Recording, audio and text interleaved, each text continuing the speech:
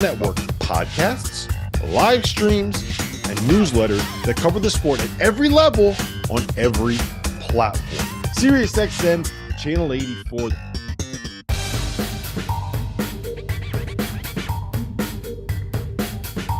You are watching the Field of 68. For the first time, our network brings you a live game broadcast. Mike Bothwell for the win! Oh!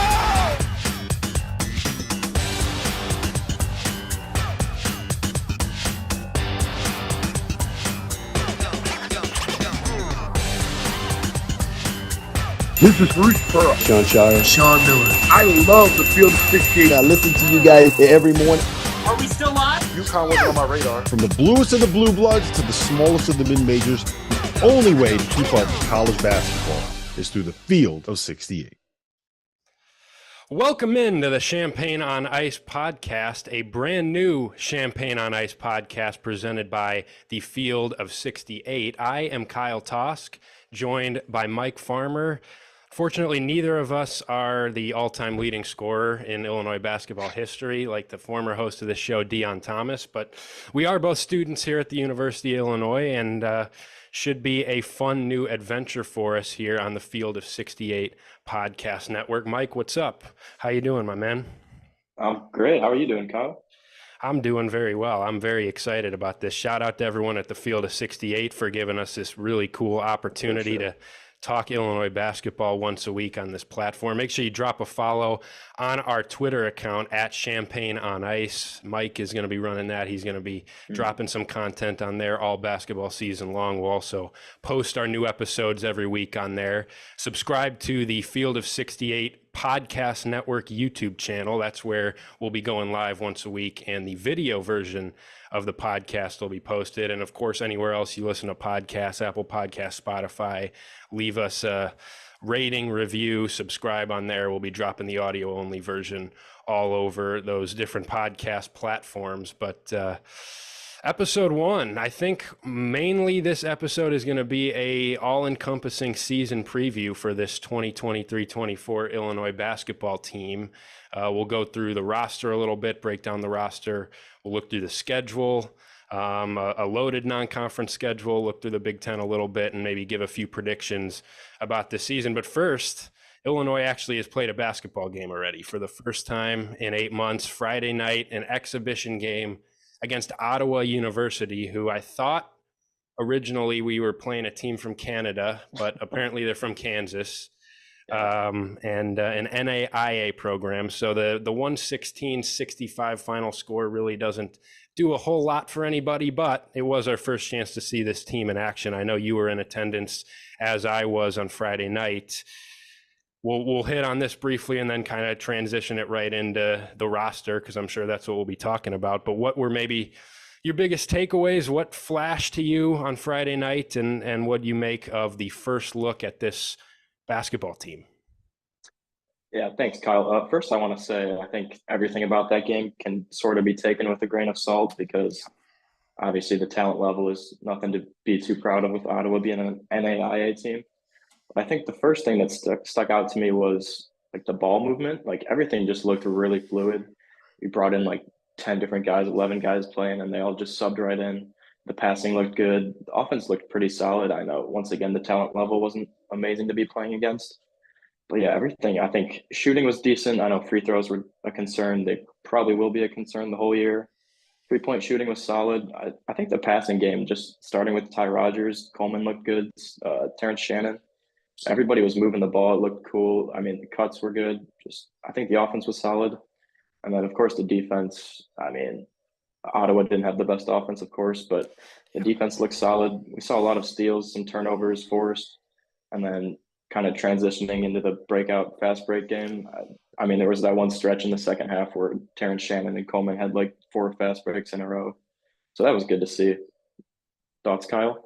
Yeah, I mean, I think it looked like a team with a lot of chemistry in the first game, which was kind of surprising. I mean, you bring in a lot of transfers, some freshmen out there, and it looked like a pretty well-connected group. Obviously, again, like you said, take it with a grain of salt. They're playing Ottawa. They should be scoring easy, all that. Yeah. But I thought it looked like, especially early, I mean, that starting lineup, which actually One of the biggest things I took away from it was the starting lineup, because it's a starting lineup that I didn't really think about, and that was Ty Rodgers, Terrence Shannon, Marcus Damask, Luke Goody, and Coleman Hawkins. So you start Damask and Goody both on the wing.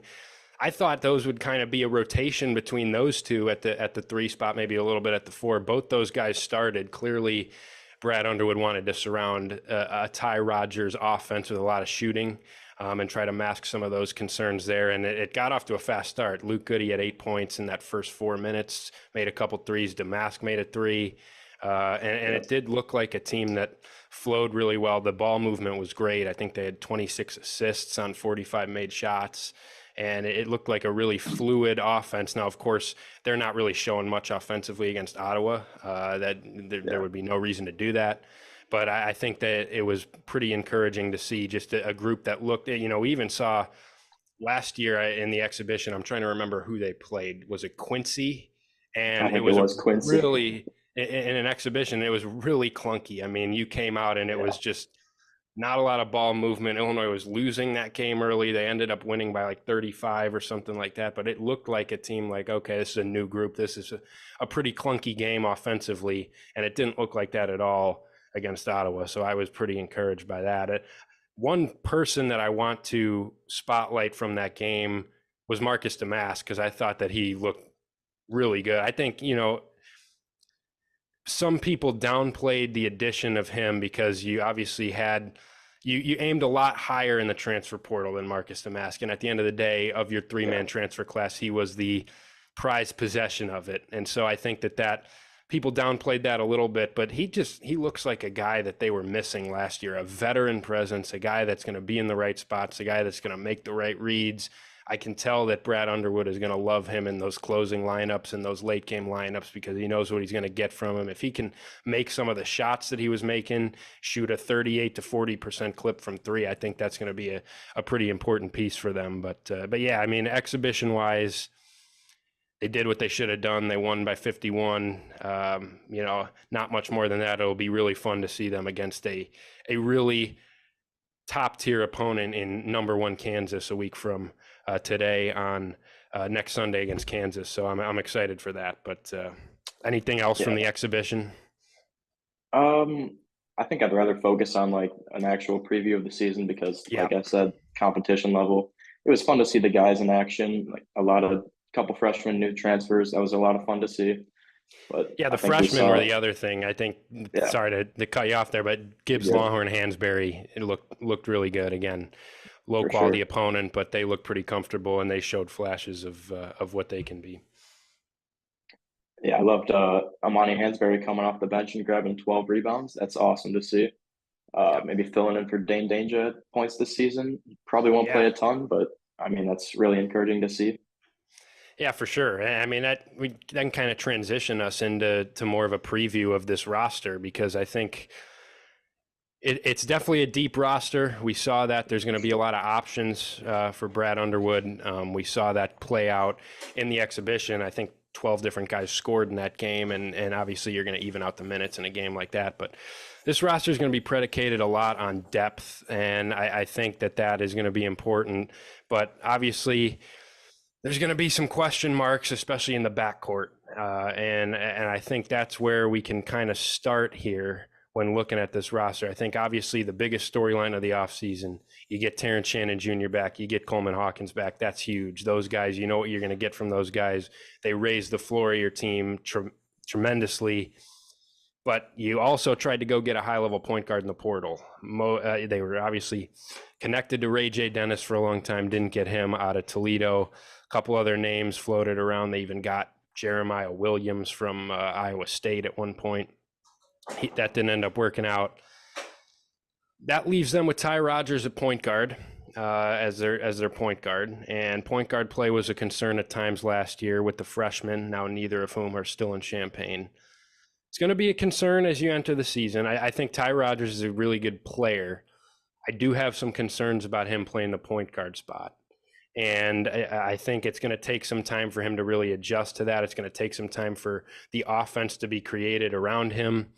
But I think when looking at this roster and what this team can ultimately be, I think you have to start with that because that is everywhere. Even, the field of 68 guys here and all these other college basketball people.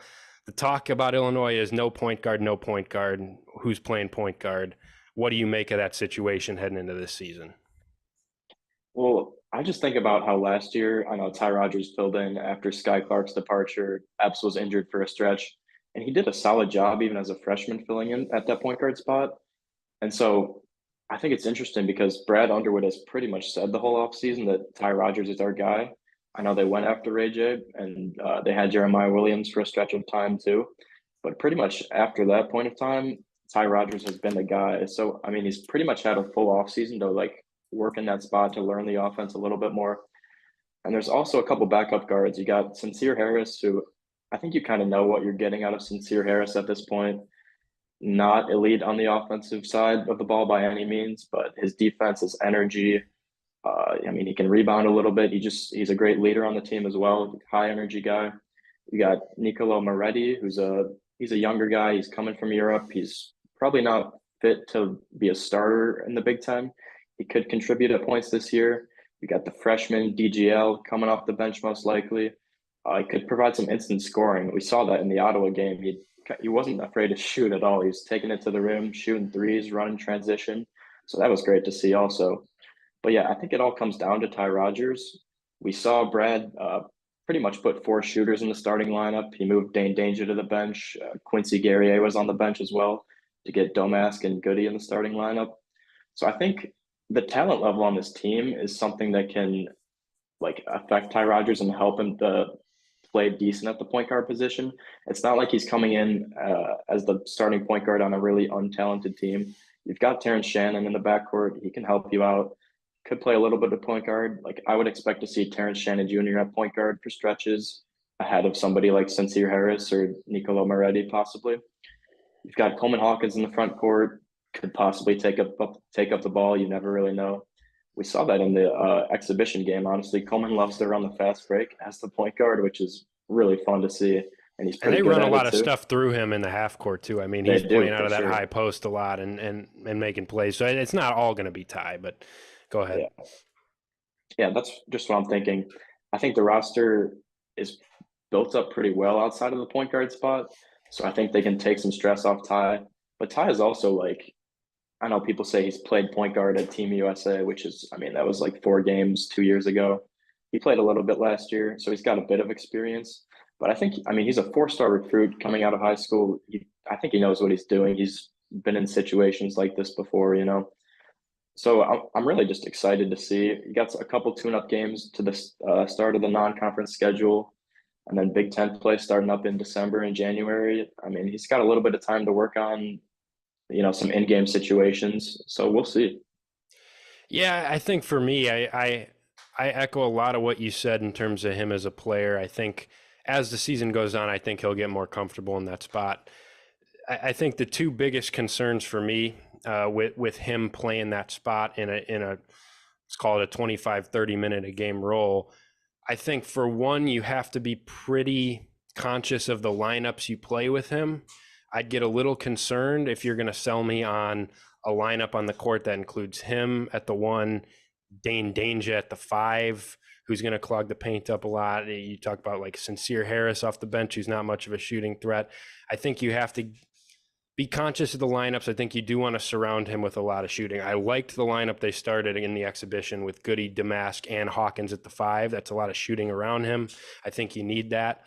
But it does concern me a little bit when you talk about Dane Danger coming in off the bench, Imani Hansberry coming in off the bench. I don't think those guys are very good pairings with a guy like Ty Rodgers, who isn't a threat outside of the paint. I think he's going to be pretty easy to defend unless you have a lot of spacing around him, because teams can sag off of him.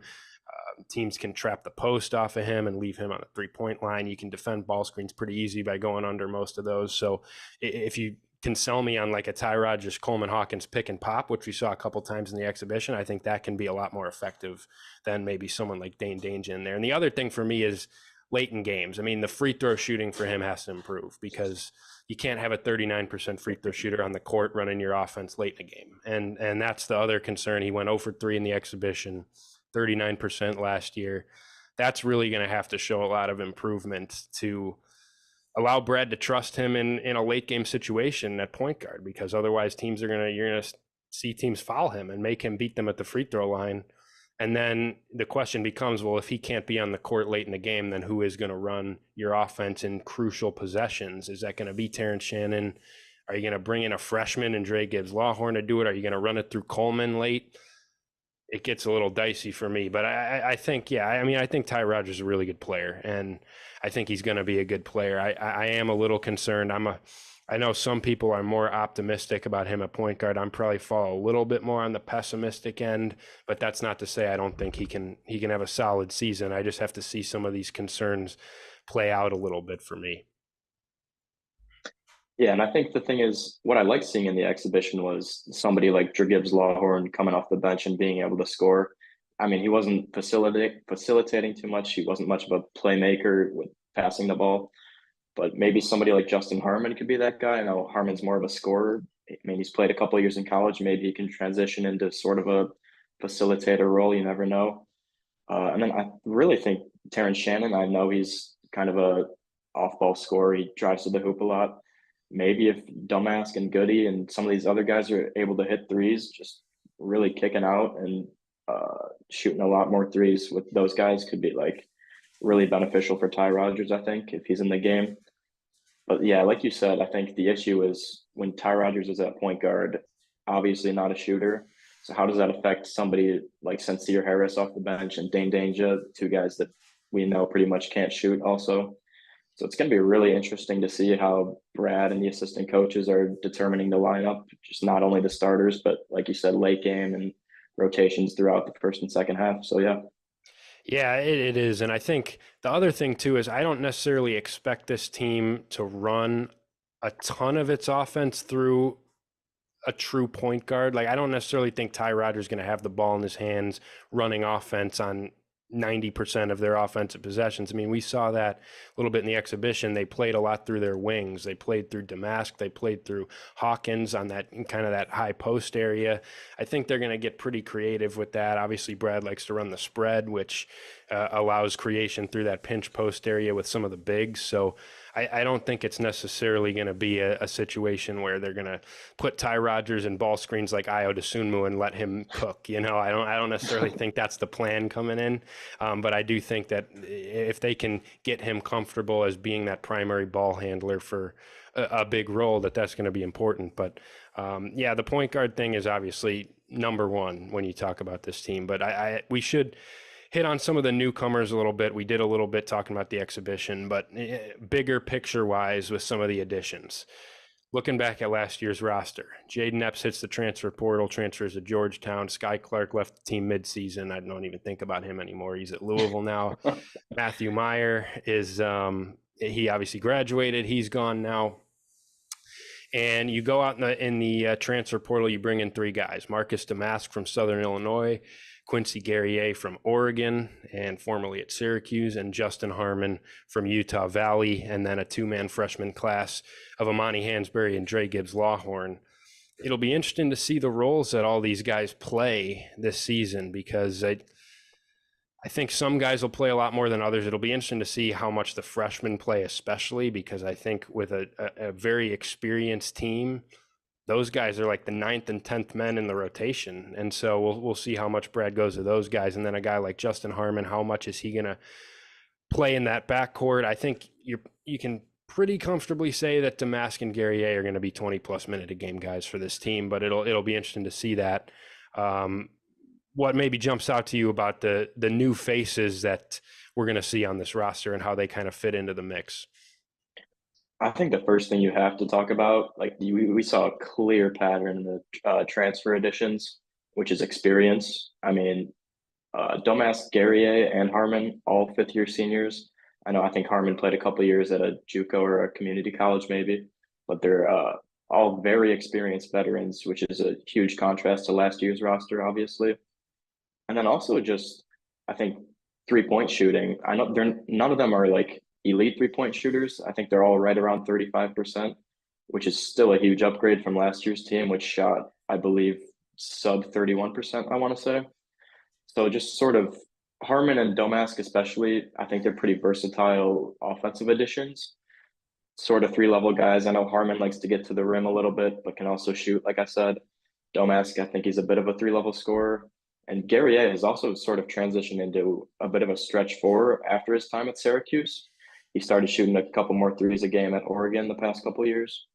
So I think those three, and of course, Gibbs Lawhorn and Amani Hansberry. Gibbs being more of a scorer, and Hansberry, I think he's more of like a rebounder, energy, high effort guy. But it's, yeah, like you said, it's going to be really interesting to see these rotations and how these guys come in and affect the Illini right away. Yeah, I think Damask is pretty solidified in a pretty high usage, high minute role. I think he's a typical Brad Underwood guy. He's going to start, he's going to play in those closing lineups. I think he's going to be a pretty versatile piece for them. Guerrier is interesting.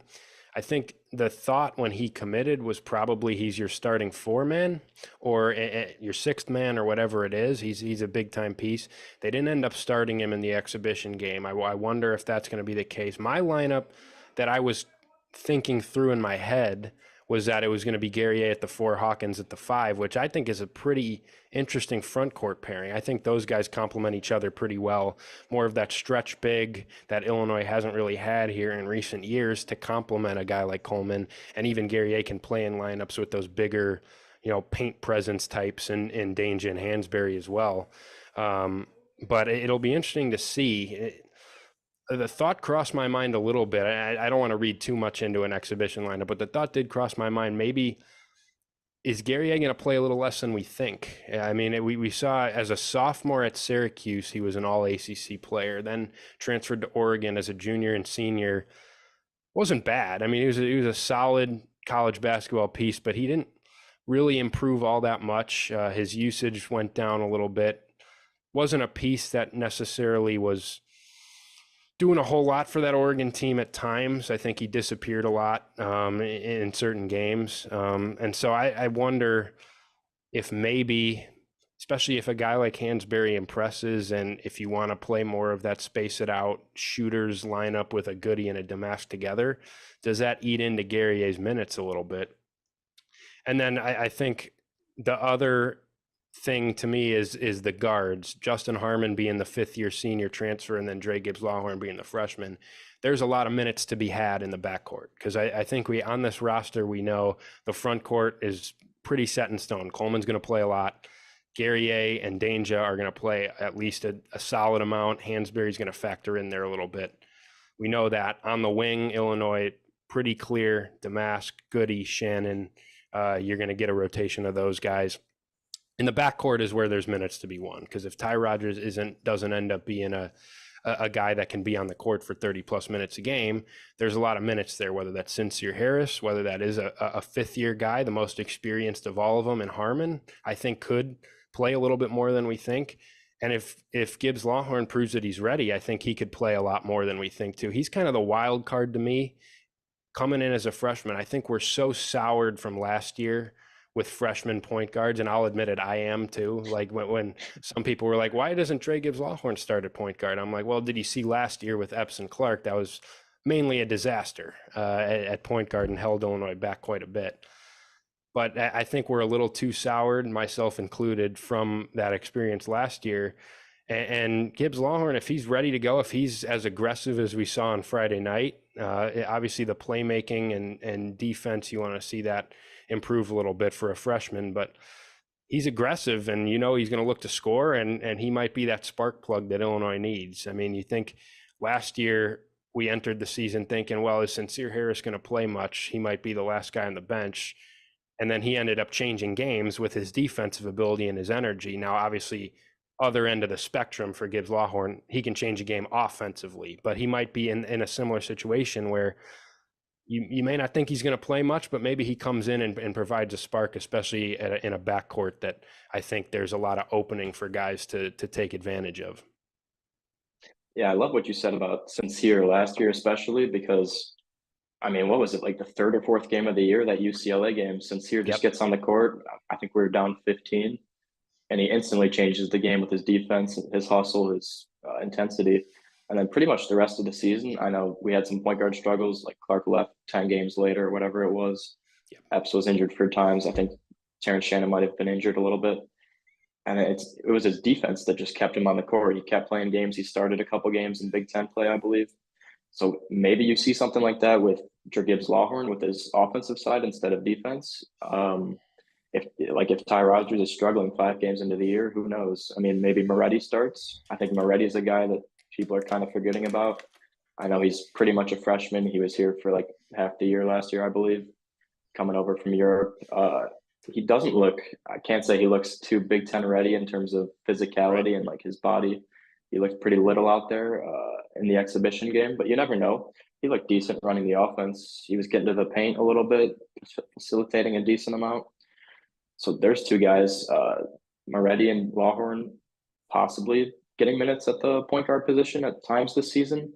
And then Harmon is the other guy, which is like, he played a bunch of minutes last year at Utah Valley, obviously a lower level than Illinois. But he's a guy that I think he'll be able to get buckets. I mean, wherever he plays pretty much. Although he's not much of a point guard, I don't think. He's more of like an off-ball, take it to the rack guy. I know his assist numbers, I don't think they were great, and he struggled with turnovers a little bit at Utah Valley last year. Yeah, I believe he had more turnovers than assists at Utah Valley last year. But I think he was probably asked to create a little more than he will be at Illinois. But yeah, it's not a guy you want to rely on to play point guard much. He can be more of a secondary option to me.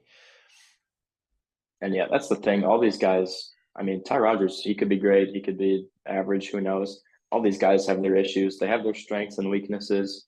I mean, we'll probably end up just playing all of them a little bit. I mean, some guys, Ty Rodgers might stick out a little more. Maybe Sincere Harris has a couple good games in a row and he gets a start. I think it'll be sort of a full unit, just working together the whole year. I would be kind of surprised if one of them sticks out way ahead of the other ones. But we'll see. You never know. It's early in the season. The season hasn't even really started yet. Could have a breakout player. You never know. Yeah, you mentioned Moretti in there. I do want to touch on him for a minute because I don't want to leave him out. He's a scholarship guy. He's a guy that joined the roster for the second semester last year, didn't end up playing at all, was mainly just trying to build up strength and just kind of get acclimated a little bit. But he's the only true point guard on the roster. I mean, it's really the truth. You mentioned that he doesn't really look physically ready. I totally agree with that. He's very slender and he doesn't have the body that jumps out to me as a Big Ten guard right now. But he is the only true point guard on the roster. Brad Underwood and I think it was Jeff Alexander went out and got him because of his playmaking. He's the brother of Davide Moretti. I apologize. Really good player at Texas Tech on that national championship runner-up team, so I should know how to pronounce his first name. But brother of him, he was a good point guard in college. So, he's a wild card too. If he can prove defensively, especially that he can handle an opposing Big Ten guard, and physically he can build up a little more strength, he could be a guy that, hey, I mean, Brad, he was like the first guy off the bench in the exhibition. Now, maybe that was just Brad trying to reward a guy who was here last year and get him some reps. But, I mean, you never know. That could be a guy that factors in as well. And, again, there's an opportunity there if other guys struggle in the backcourt for him to play some minutes. So, yeah, it'll be interesting to see. I think it's like 50-50 to me. You look at this roster and there's a lot of knowns on it, but there's a lot of unknowns on it. I think getting Shannon and Hawkins back, you know what you're going to get from those guys. You know what you're going to get from a guy like Sincere Harris, Luke Goody. Those guys are pretty steady. Even Marcus Damask, I've watched him play one game and I'm pretty confident I know what I'm going to get from him on a nightly basis. But the rest of the roster, I mean, there's still a lot of question marks. It's not quite as brand new of a group as last year, which I think is going to be important as you enter the season.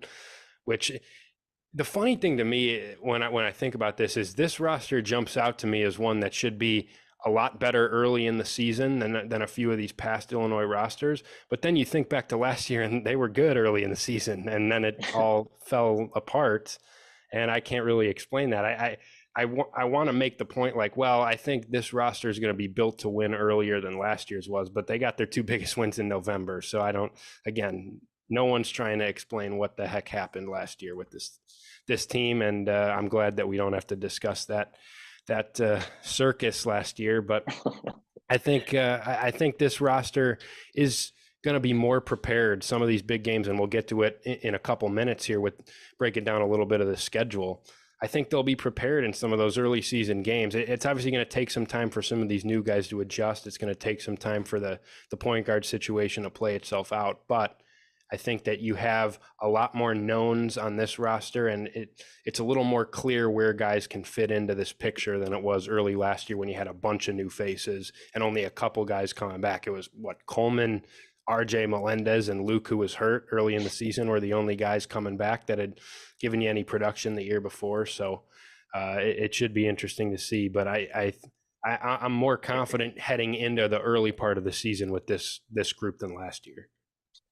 I will say I totally agree with that point about consistency, because last year, I mean, we still don't know our point guard, sort of like we did last year, but in terms of like who's scoring the ball on a nightly basis, I would say Dane didn't really know his role last year. He's starting some games on the bench for others. Like, he wasn't too consistent in terms of maybe it's his night with a good matchup against the Big Ten big, or maybe he's just not effective at all.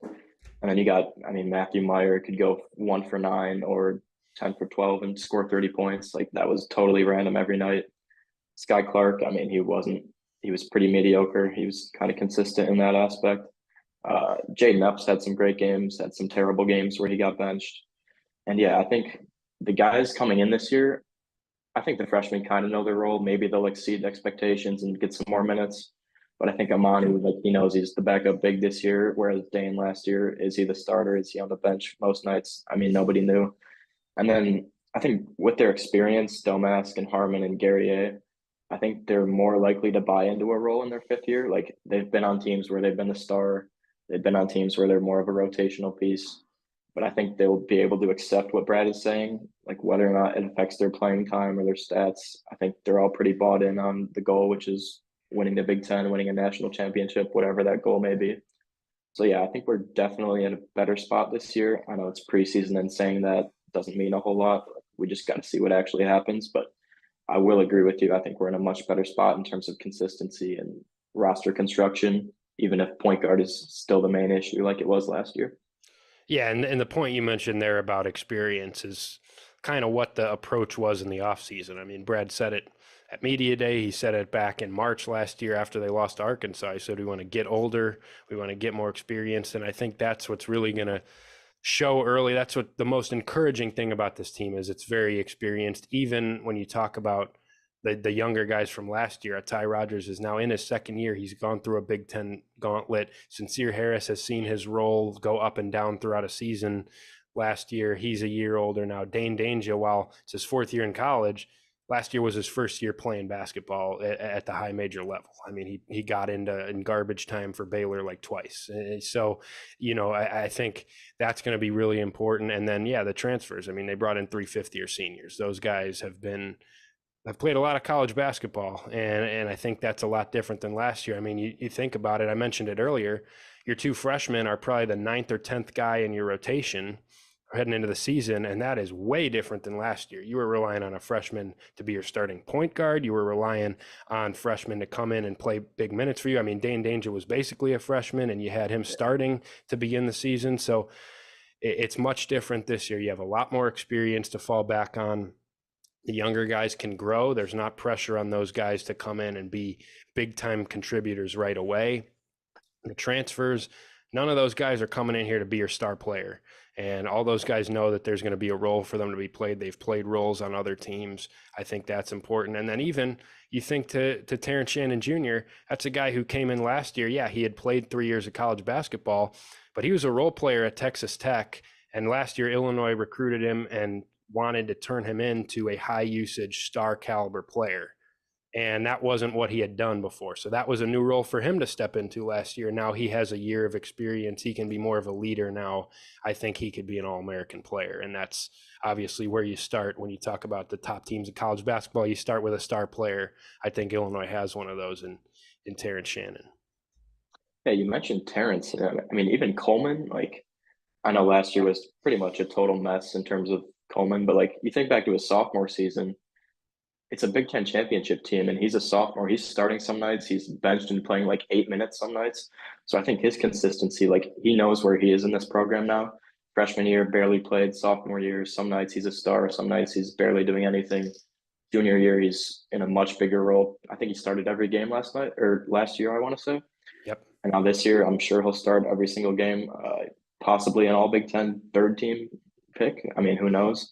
I think Possibly an an all NBA draft defensive pick. I think he's going to be an all defensive guy for sure. I would think so, yeah. And so I think even him as like he's probably the second or third option on the offense. We don't know what Domask is going to be, but I think his consistency, his leadership will be huge for the team this year. Yeah, for him, I think the biggest thing for him, I think that's a great point. I should have mentioned him as well because you're right. Last year was his first year playing a major role on a team because he hadn't done that his first 2 years. He was a bench player. I think he started late in that Big Ten championship season, but even then he wasn't playing heavy minutes. And last year he stepped into more of a leadership top option on a team, starting every game. I mean, he was a big piece, and that was the first year that he was in that role, and I think he learned from that too. So, yeah, I mean, I think everything experience-wise, when you talk about being more experienced, that's not necessarily more age. You know, it's part of it, but I think the other part of it is experience in a certain role and experience doing a certain thing, which I think even Illinois' top two guys in Shannon and Hawkins now are going to benefit from that. And for Coleman, I think I love Coleman. I think he's very underappreciated because he's an elite defender. I mean, a guy that can defend all five positions on the court. For him, I think he needs to take a step forward offensively this year, and I think he'll be in position to do that with this team. If he can make threes at a little bit higher clip, I'm not asking for 40%. I'm asking for 33 to 35% from three. If he can turn himself into a pick and pop big, he can be a little more aggressive searching for his shot because he's the second most proven offensive piece that Illinois has, probably. I mean, you could argue Domask because he did average 16 at Southern Illinois, but that's a different level. I think he's going to be in a role where he's going to be more of a facilitator than necessarily and a spot-up shooter than a scorer. So for Coleman, I mean, he's probably the second most proven scorer on this roster. So I want him average 9.9 points a game last year. He's more than capable of scoring 12, 13 a game this year. If he can improve that three-point shot and just be a little more aggressive and search for his shot a little more, I think he can be an all-conference guy for sure. Yeah, the thing with Coleman's three-point shot is, like, I mean, it's been pretty, but like Brad calls it elite every year. Brad calls it elite every year. Brad also says Coleman can guard 1 through 5 every year, but it's been true every year, so I don't have an issue with that. That's true. But Coleman's shot selection, I think, is partly the issue. Like he loves pulling up and shooting those 32-foot threes that I feel like he actually makes them at a decent rate compared to like spot up shooting. So I don't know if I can complain about that, but yeah, I think shot selection, he can work on that. 3-point shooting, obviously, but even more like back to the basket. I know that's not really his type. Like that's more Dane, but you never know. And if we have more shooters on this team, maybe he focuses less on his 3-point shot. You know, if Goody and Domask, like, people forget Goody barely played last year. Like, what did he miss the first 20 games of the season, I want to say? Yeah, he did. So, I mean, having him back as a consistent 3-point shooter, I don't know what percentage he'll shoot, but should help this team a ton. And Coleman, I think.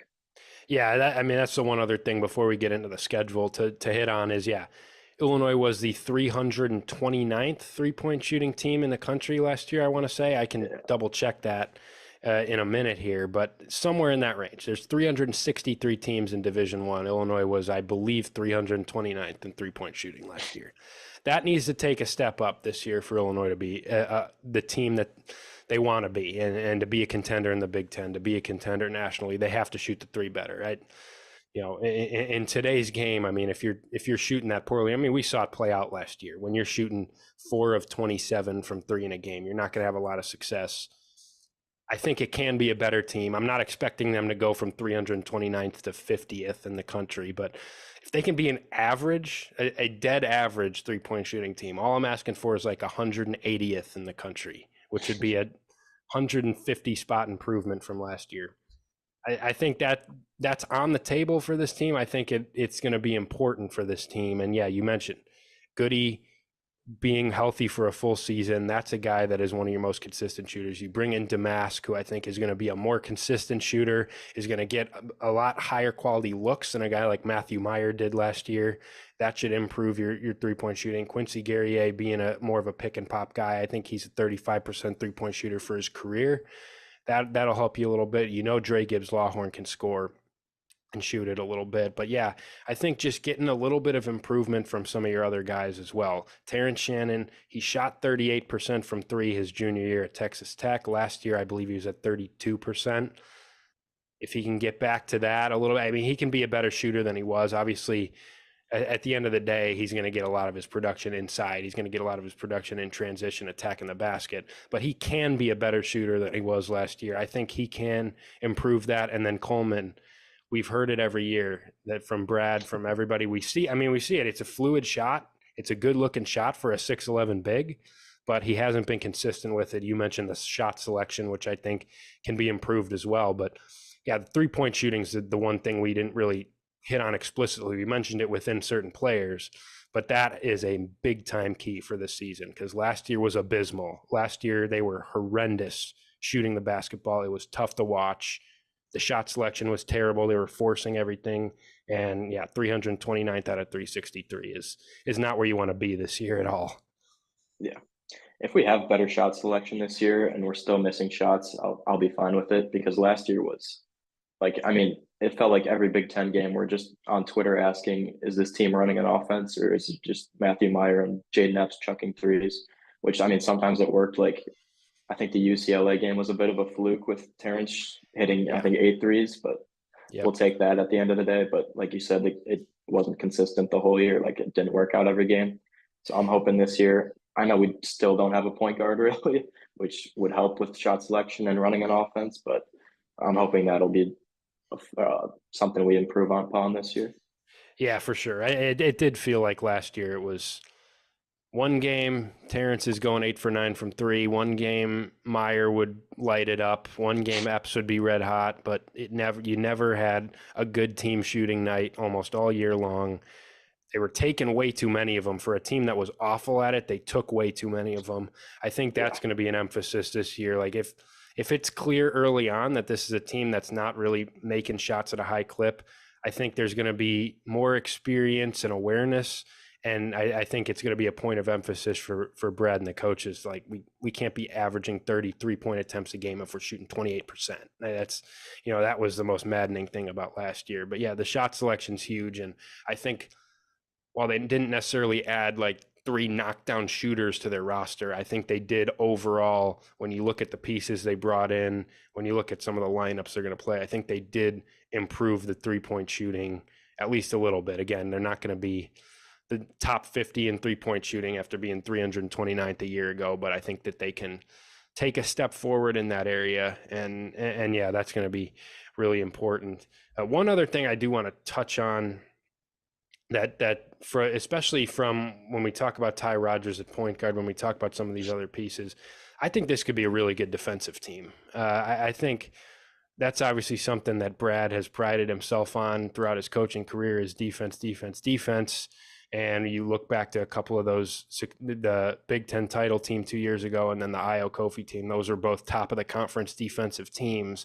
Last year, they were good defensively, but there were certain games where they really slipped. And again, just like pretty much the theme of last year, inconsistency. And yeah, defensively, you could throw that under that umbrella as well. But I think this could be a really good defensive team. Coleman is a defensive anchor, a guy that can switch. He's very switchable defensively. He can guard 1 through 5. Really was a great rim protector last year as well. I think Terrence Shannon, really good one-on-one defender. Obviously, the length and the size, he can be really good on that end. And then if you're starting Ty Rodgers at point guard, that's a 6'6" point guard with a 6'11" wingspan who was one of the top defensive players in the country coming out of high school when Illinois recruited him. And I know he was inconsistent on that end last year, but I think with another year of experience, he can be a high-level defender. Goody, Damask, those guys are long. They're not necessarily going to be the most athletic defenders, but they're good team defenders. I think Guerrier's gotten high marks defensively throughout his career. Danger was up and down last year, but his size and his length, I think he could be a pretty good rim protector as well. And especially when they drop into that drop coverage with him in there, I thought he was good at times at that last year. But, and then obviously Sincere Harris and Justin Harmon are both kind of those dogs that are, they're not huge guys, but they're energy guys. They're scrappy. They're going to be good defensive players. I think it could be a really good defensive team. And I think, for a team that's not going to be a knockdown 3-point shooting team, for a team that has some point guard concerns and some concerns offensively in certain areas, that might be where they need to make their mark this year to be a high-level basketball team. If they can be one of the top defensive teams in the Big Ten, that's maybe their path to contending in the conference. And I think it can be really good. For sure. And the Big Ten is definitely a big man oriented league. And I think our front court is pretty well suited to defend teams like that, besides like Zach Edey and Purdue or some team like that. I mean, Coleman, like you said, guards 1 through 5. He's massive, huge wingspan, can pretty much do anything. I think Dane's trimmed down this offseason, I believe. So he should be, like, I would assume, just on paper, he's better at defense. Guerrier, I know he played in that Jim Boeheim Syracuse zone for 2 years, but he's also had 2 years at Oregon. So he should be fine. Goody, you know what you're getting out of him. He's high energy, just like Sincere. I mean, you can sub him into any game at any point, and I'm sure he'll get a steal within like 3 minutes and force 3 turnovers. Terrence is great, super quick, can pretty much guard any wing, I'm sure. And then, we'll see. I'm not expecting much from Gibbs Lawhorn on the defensive side. That would probably be an issue if he's playing extended minutes. But I mean, you've got guys like Sincere and Terrence who can step up and help him out with stuff like that. You can hide him. Harmon, I'm sure he'll be. Yeah, that's exactly. Same with Harmon. I know he's experienced. I'm sure he'll be at least an average defender. So I think as a whole, like, we did have some good defenders last year. Like, Meyer was decent. He would get some blocks some games. But I think the effort for him some games. This entire podcast, it was miserable. I know. Yeah. Like we've been saying, I think this team, just on paper in the offseason, consistency is better without a doubt. Experience is better. So I think I'm looking forward to the defense. I think we'll be top half of the Big Ten easily. It should be top. I know we've been like top 30 in KenPom the last couple of years for defensive efficiency, I want to say. Yeah, I think actually KenPom liked him defensively last year, but you think back to some of the games, like the Indiana game, they couldn't get a stop. Trace Jackson Davis dominated them. The Ohio State game comes to mind on the road where they just completely broke down defensively. I mean, you think about we don't have to talk about Penn State. Yeah, we don't have to talk about Penn State. Easily. That's a good point. Yeah, Jalen Pickett, they played him 3 times, couldn't figure out how to defend him. You mentioned the Big Ten's a big man oriented league.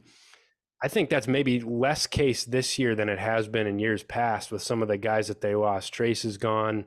Hunter Dickinson is gone. Obviously, you have Zach Edey. I mean, who's defending him, right? But other than that, I think it actually may be a little more guard centric this year when you talk about like a Jameer Young, Boo Buie, some of those guards at Michigan, some of those in Michigan State's backcourt. It'll be interesting to see. I think that's an interesting point as a whole on the Big Ten is it might be more of a perimeter-oriented league this year for the first time in what feels like forever. It feels like it has been the league filled with elite big men, which is probably why the Big Ten has struggled in the tournament, because that's, just not how you can run an offense and to win in March at this point in college basketball. Maybe this is the year where we see more high-level guard play in the conference. But again, I think Illinois is pretty well equipped to defend high level guards. You talk about, Ty Rodgers at point guard is a matchup issue for some guards. I mean, with his size, he can bother those guys. You have a Sincere Harris, who you think back to that Northwestern game last year where he just Boo Buie had like 32 in the first half here at State Farm Center. Sincere Harris eliminated him in the second half. He came in against Tiger Campbell, UCLA, eliminated him in the second half of that game to bring Illinois back. So, and then, obviously Coleman, when you're talking about teams that are playing ball screen centric offenses, I mean, he's really switchable as a 5-man we saw him, on a couple late game possessions, switch onto point guards and stick with them. So I think Illinois is pretty well equipped for a lot of different styles Now, yeah, is Zach Edey going to dominate every team? Yeah, we'll cross that bridge when Illinois plays them. But yeah, I think it's going to be a good defensive team. Before we get out of here, let's run through the schedule a little bit. This Illinois schedule, look through some of the most important segments on it. It's a pretty loaded non-conference schedule, and obviously the Big Ten this year, we can get into that as well. But starting non-conference wise, you're playing 3 top 10 teams in the non-conference, starting with Marquette here at State Farm Center in November. That is the number 5 team in the country preseason. Then in December, you play Florida Atlantic at Madison Square Garden. That's a team that went to the Final Four last year, number 10 preseason. You go at Tennessee in Knoxville, the start of a home-and-home series. They're the number 9 team preseason. That's 3 top 10 teams in the non-conference. What do you make of that? We're going to find out what this team is all about pretty early in the season, and 3 really big tests for them that I think are going to be really important. Yeah, I think this is where having the 3 22-year-old transfers will come in pretty handy in this early non-conference season. I think looking at Marquette first, I'm really high on Marquette this year. I love that team, starting with Tyler Kolek. I am really interested to see Tyler Kolek. Their point guard is sort of a bigger guard. So having Ty Rodgers on him, I don't know if they'll be matched up the entire game, but I think that should be really interesting considering Ty's defense. And then Marquette, thankfully that game is at home. We saw what Marquette did to us in Milwaukee a couple of years back when we didn't have Kofi. That game was Andre miserable. Curbelo game, and not in a good way. Not in a good way at all. That game was not pretty. But yeah, they pretty much returned everybody from their, I believe, Big East champion and 2 seed last year. So They pretty much return everybody. I'm sure they'll be pretty hot early in the season. So, I mean, Shaka Smart's a pretty good coach, all around pretty talented team, but we're also talented. Brad's a great coach, should have a great crowd at the State Farm Center early in the season. I can't wait for that game. To that one. It's going to be so fun. It's the first big non-conference game that either of us have experienced as students here, and it's probably the biggest non-conference opponent coming in since like Arizona a couple years ago. I want to say it's pretty rare that that Illinois gets a high-level, top 5 level caliber non-conference team coming to Champaign early in the season in like early November, which is going to be really fun. Yeah. I mean, even that Arizona game, I know we lost that a couple years back, but that atmosphere, I wasn't even there, but it was unreal just watching on TV. Yeah, that was big time for sure. Yeah, I mean, for these 3 games, Marquette, Florida Atlantic, Tennessee, I think you're going to be underdogs in all 3 games. These are 3 really good teams. You get 1 at home, you get 1 on a neutral, you get 1 on the road. So pretty good balance there. To me, you have to go 1-2 in these 3 games. You got to win one of them. And I think it's obviously your season's not over if you go 0-3 against 3 top 10 teams. But we saw last year, I mean, those non-conference wins carried a ton of weight. I mean, you want to set yourself up early in the season by banking a couple wins that are going to stick on your resume. I mean, last year's team, I'm expecting a better team this year than last year's team. But if last year's team didn't go beat UCLA and Texas, they don't make the tournament. And, not a tournament team. And I think if you go 0-3 in those 3 games, while, that doesn't force us to say, oh, this team's terrible and the season's over, obviously. You're setting yourself up for, you have to have a really good Big Ten season to position yourself well in the tournament. Like 12-8, 13-7 in the Big Ten is still going to get you a middling seed if you don't have a single non-conference win to put on your resume. All I'm asking from these 3 games is to go 1-2. And I think obviously probably your toughest overall opponent is the one you get at home, which is unfortunate. But yeah, that's going to be a big time atmosphere early in the season. Illinois is going to be really amped up there. It's going to be their first test. You should be able to take Marquette down to the wire, if not win that game, in my opinion. I know it's a really good team with a really good point guard, but that's a home game, a marquee home game that you should be really competitive in. Florida Atlantic, obviously, they go to the Final Four last year. Really good team.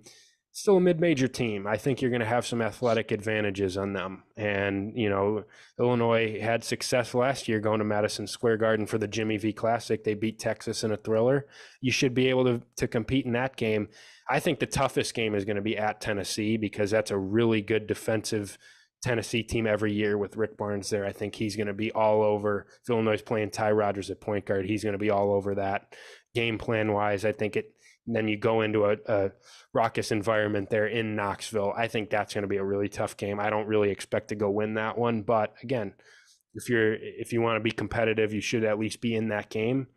I think Illinois needs to win one of the three, and that's going to be really important for them as they set themselves up heading into Big Ten play. If you can just bank one of those 3 wins, a guaranteed quad 1A, I mean, the highest tier of quad 1 that you can get in the non-conference, that gives you a nice little floor there as you head into Big Ten play, as we saw was extremely important last season. Yeah, I pretty much agree with everything you said. I will say Tennessee, that's probably the one game of the 3 I'm looking forward to the least. I think that'll be a really tough one. We will have some experience under our belts by that point because I think it's later in the non-con season. It's the last of the 3. It is, yeah. And then Florida Atlantic, I just love the Jimmy V Classic at Madison Square Garden. Like, that is so much fun to watch on ESPN every year, especially if we're playing in it. So, I mean, we pulled off a huge upset against number 2 Texas last year. You never know what happens there. But I will say, though, if we do go 0-3, I do agree. I think 1-2 is like the baseline that we need to go. But if we do go 0-3, the Big Ten is like just a million quad 1 opportunities.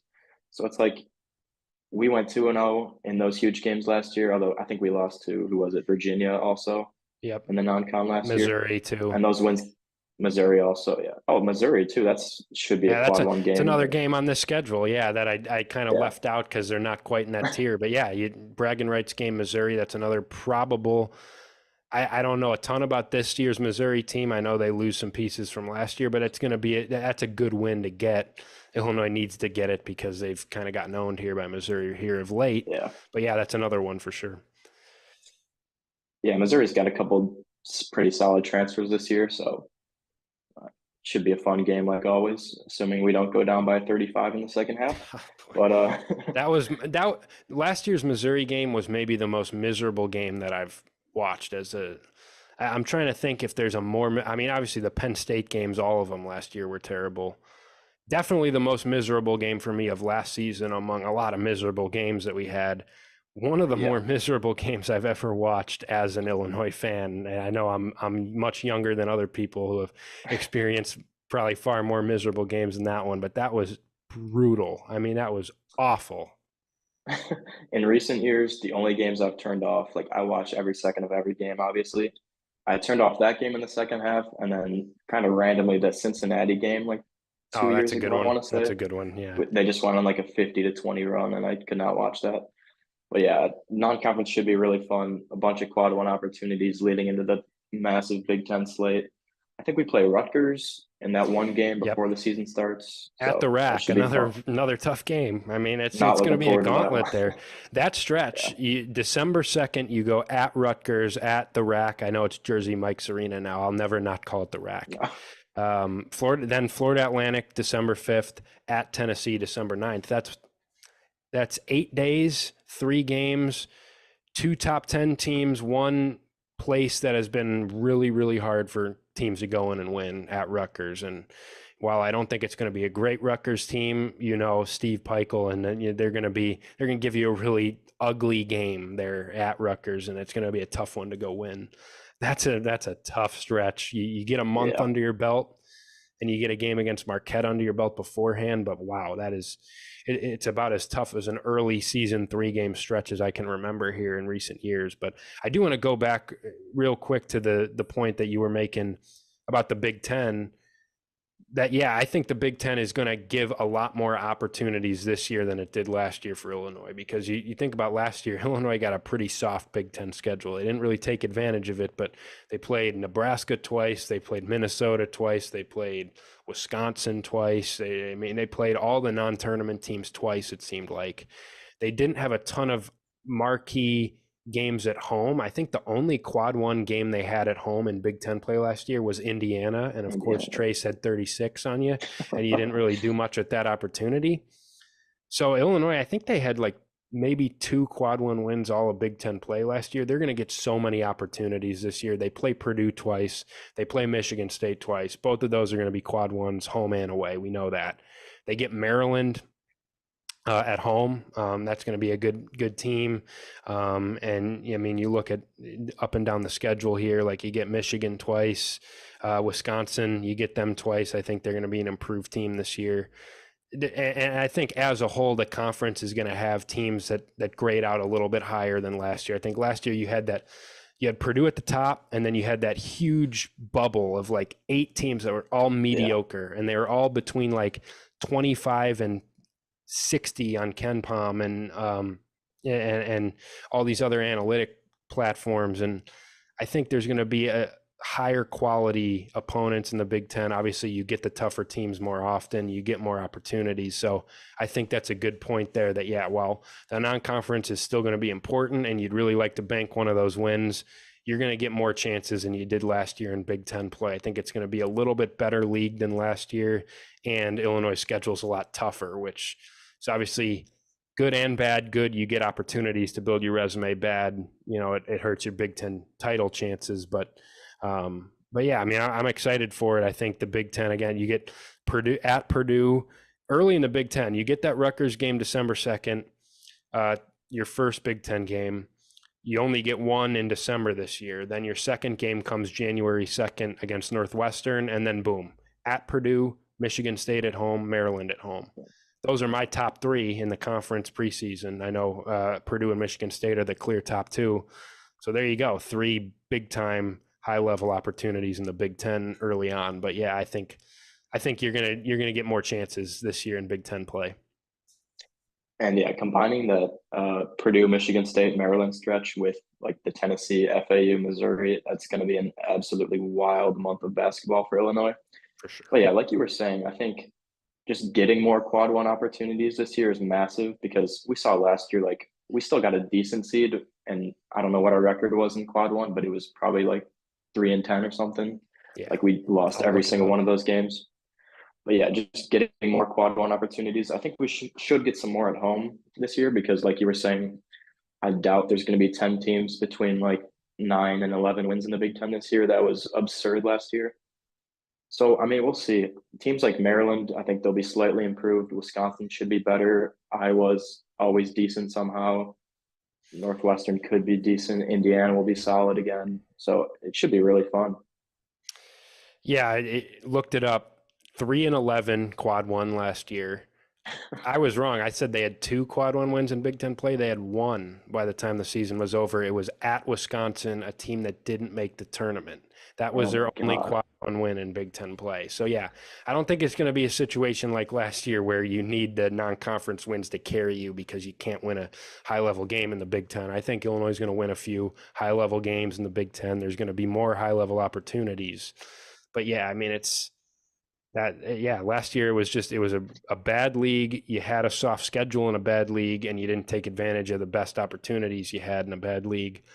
And this year, I think there'll be more of those and a more experienced team, as we mentioned. So I think it'll be beneficial for Illinois in the Big Ten for sure. But yeah, I mean, that's kind of most of the schedule there. We got a couple more weeks before the regular season kicks off, so we'll talk more schedule. We'll talk more about that. I do want to, at some point on one of the episodes before the regular season starts, kind of go through the rest of the Big Ten a little more in depth and kind of give some thoughts on some other teams. But yeah, real quick before we get out of here, because we're pushing an hour now on this episode 1 of the Champaign on Ice revamped podcast here. Illinois, Kansas in a week, charity exhibition game. The number 1 team in the country preseason comes here to Champaign. Should be awesome. I cannot wait for that game. We'll obviously talk about it afterwards, and that'll be a much more telling exhibition game than the game against Ottawa. We'll actually have bigger takeaways from it. But initial thoughts: Kansas coming in, number 1 team preseason. Obviously, it's an exhibition. There's going to be some lineups that you probably won't see as much if it was a game that counted. But nevertheless, you're going to get a big test before they count against the best team in college basketball preseason. Hunter Dickinson back to Champaign, winless against Illinois in his career, and had to go transfer to Kansas to try and get a win that doesn't count next Sunday. But initial thoughts on this matchup, which is just so awesome. I will say if Illinois does beat Kansas, I will be counting this as a win over Hunter Dickinson. And if we lose, I will not be counting it. Doesn't count. It doesn't count unless Illinois wins. Then Hunter's still winless. But of course, if he does come in and win, then hey, you had to transfer to a Bill Self-coach team to win a game that didn't count. So really, we're not going to put much respect on it. I would say what I'm looking for, not really any surprise, but Kansas has some really good defensive guards, DeJuan Harris and Kevin McCullough. So I really just want to see how Ty Rodgers and the other point guards and guards do facing off against them. You did say the Big Ten loses a couple good big guys this year. So I'm not too worried about how Coleman and Dane and Quincy do against Hunter Dickinson. I probably won't be focusing on that too much. But just like the flow of the offense going through the point guards, I think we will probably try to run a lot of stuff through the point guards just to see how they look early in the season. But that's pretty much what I'll be focusing on. Yeah, I think obviously you're going to get a big test all across the board. That's a loaded Kansas starting lineup. You mentioned DeJuan Harris, the point guard, elite defender. He's smaller, so I think it'll be interesting to see how the size plays into that if we do get a Ty Rodgers, DeJuan Harris matchup for a lot of that game. But yeah, it's going to be a test. Obviously, I think you're not going to go full-fledged scouting, trying to take away every advantage Illinois has. But, Bill Self coming in here, I think he's going to throw some things at Illinois that they're going to have to adapt to, especially when it comes to the point guard spot. So it'll be interesting to see them against a high-level opponent, a high-level coach, how Illinois kind of adjusts to some of those things. And, I am interested to see, you're not going to see Hunter Dickinson again this year, but I'm interested to see an elite big man, a preseason All-American big man coming in here. Illinois had a ton of trouble with those last year. Trace Jackson Davis dominated them. Zach Edey dominated everybody, but he had a nice game against Illinois, of course. And I think it'll be interesting to see, do we see that same starting lineup we saw against Ottawa with Goody and Damask in there against a much more physical, athletic team in Kansas? Can you get away with that lineup? Do you play Coleman at the 5 against Hunter Dickinson, or do you counter that with Dane just starting at the 5 to give you a better one-on-one matchup, a bigger body in there? I'll be interested to see. I think while Brad's probably going to play everybody pretty equal again, you're not going to see Terrence Shannon play 38 minutes against Kansas to try and win an exhibition game. I do think you'll see some counters and some lineup decisions that reflect a real game and trying to counter some of Kansas's pieces by Brad. So I think I'm going to be looking out for that to kind of see against an opponent of this caliber where Brad goes. But yeah, I'm just excited. Listen, you bring Kansas in here, you get a huge test in a game that doesn't count. So you get to get prepared for the regular season. And if it doesn't go well, then you're still 0-0 at the end of the day. If it does go well, that gets you all the more excited. We hop back on episode 2 of the show next week, and boom, we're talking about Illinois national title contender. They just knocked off the number 1 team in the country. So it'll be interesting to see. Obviously, we can't take a ton. We got to take all exhibition results with a grain of salt. But if Illinois can come in here and go toe-to-toe with Kansas, exhibition or not, that'll tell us a lot, and it'll give Illinois a starting point to make some improvements as that week leading up to the season comes on. And of course, a phenomenal cause and a really cool game that they're doing here for the Maui wildfire relief. So yeah, I can't wait. What an awesome opportunity to have Kansas come in here. Bill Self's first game back in Champaign. Of course, neither of us were quite alive yet when he actually left Illinois. We're that young, but that should be interesting to see how the crowd reacts to that. And of course, Dickinson dynamic. I'm excited for it. Yeah, I hope the Orange Crush is going at Dickinson pretty hard, but respectfully, of course. The game is for a great cause. Yeah. Well, again, yeah. If Dickinson wins the game, it doesn't count. If Illinois wins, then that's going on his record. What is he, 0-4? So he'll move to 0-5 if Illinois wins, but stays at 0-4 if they win because it's an exhibition game. But yeah, we'll be back here next week at some point. We might adjust the schedule a little bit of when we're dropping the episode, because that game is at 5 p.m. on Sunday night, the 29th next week. So we'll see when we hop on here to record, but we'll definitely react to that game, do a little more previewing of this season. We might have a guest on before the season officially tips off on November 6th, but that's probably going to do it for episode 1, a season preview, Illinois season preview, episode 1 of the new Champaign on Ice podcast here, presented by the Field of 68. Make sure, again, drop a follow on our Twitter account at Champaign on Ice. Go subscribe to the Field of 68 Podcast Network YouTube channel. That's where we'll go live. That's where the video version of this show is going to pop up for you. Anywhere else you get your podcasts, Apple Podcasts, Spotify will be there as well. And tune in next week, and we'll break down an exhibition against the Kansas Jayhawks. Any last thoughts for you, Mike? One more thing, I would say definitely follow the Twitter at Champaign on Ice. We're going to start putting out some polls and some questions for you guys to answer, and I think we'll start discussing it in the podcast. So definitely check it out. We'll put out other content that's pretty fun, clips of the podcast, stuff like that. So definitely go check that out.